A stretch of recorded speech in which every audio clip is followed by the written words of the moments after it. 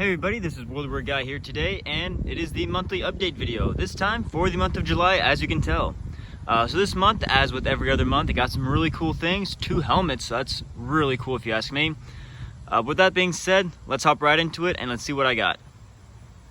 Alright, so first thing we have here is a Yugoslavian spare barrel carrier. So this one I believe was made in Yugoslavia. It's not a World War II German one, because the World War II German ones were slightly different and they also had markings. This one doesn't.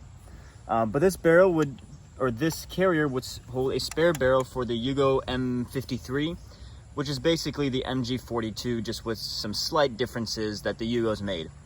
So this is good for reenacting. If you don't want to spend, a few $100s on a original MG42 spare barrel carrier, this is pretty good to have because it holds the same barrel.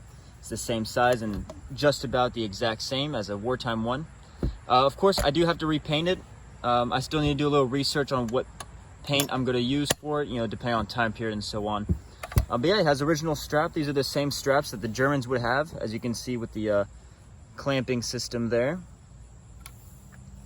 So that's pretty neat. Happy to have this. All right, well, let's go with this since it just popped into the screen. So this one is a MG belt feed system. I don't even remember the name for it. But basically, you'd attach this end to the machine gun belt. So this is, going to be for like the MG42-34. And then this little tab means that you can pull it through the gun and it makes it easier to load, basically. So that's what it is. It's just to make it easier to load your MG42-34. I do have an original belt, but for some reason this attachment right here is slightly different, so it doesn't fit properly. I'm not sure, so this might be a Yugo made one, or the belt might be Yugo, I'm not too sure, but this is the marking on it.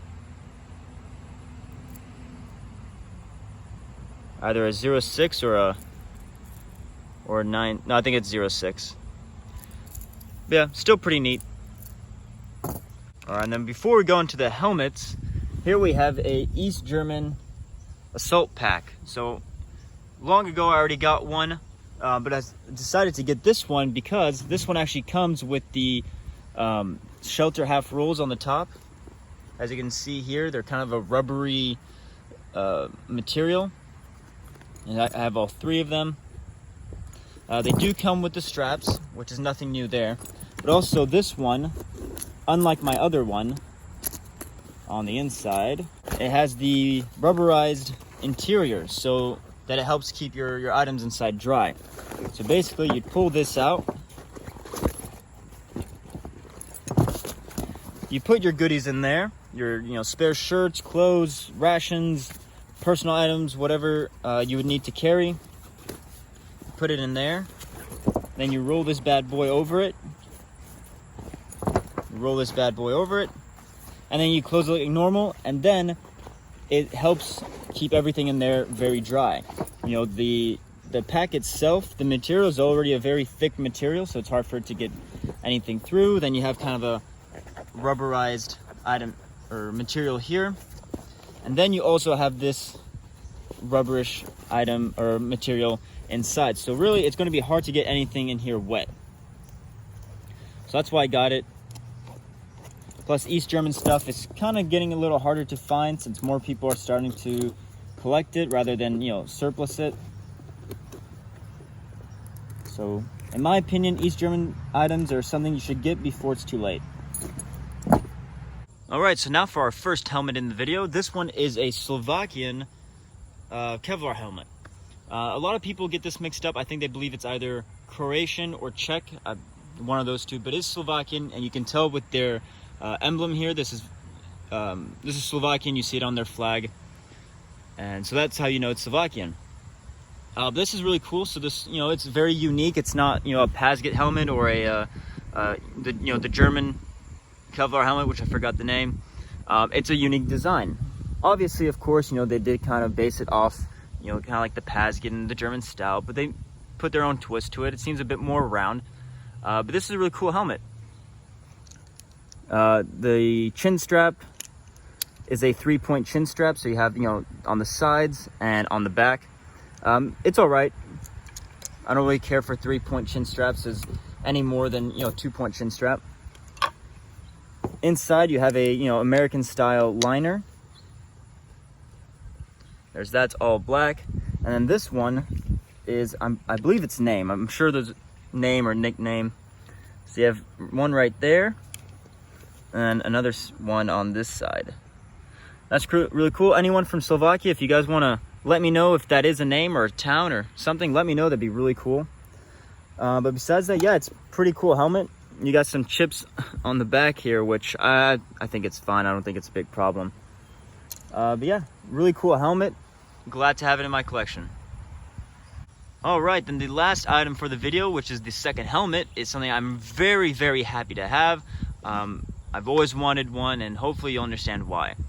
So this is a French M26 Adrian helmet that was sold to the Peruvian army around 1934. So a lot of, you know, collectors, they designate this as the M34 Adrian helmet, which sure if you want to, but I call it a M26 either way.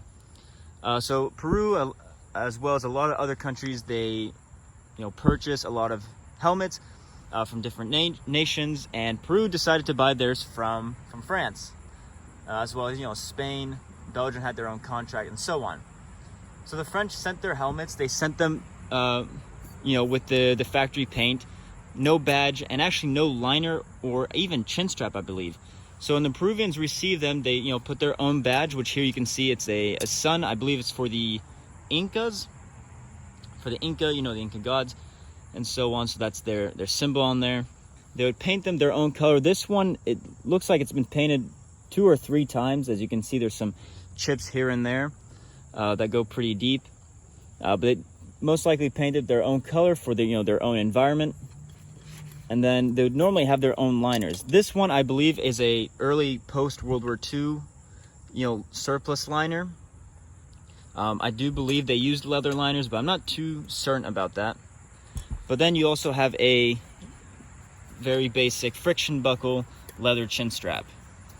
And here's some markings. God knows what that means. Probably just some manufacturer stamping in there. But yes, this is a very cool helmet. Here you can see some of the green. So the Peruvians, they painted it green, then underneath is some brown, which is most likely the French factory color. It's very cool. Inside the shell, so hopefully in the light you can see it's green, but there's also some markings inside. Most likely some sort of, you know, serial number that the Peruvian army installed, or, you know, drew or painted in there.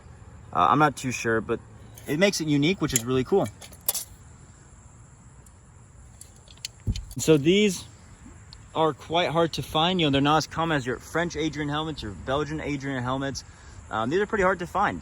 So I'm very happy to have this in my collection, even though, you know, it is kind of, you know, the paint's a bit damaged and the badge is very wobbly. But that's that. All right, so that's the video. That's the monthly update of July. I hope you guys enjoyed it. As you can tell, I really enjoyed this month. I had some great items.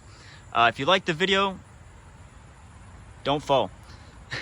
If you liked the video, drop a like, write a comment, share, and subscribe. But besides that, you guys have a great day.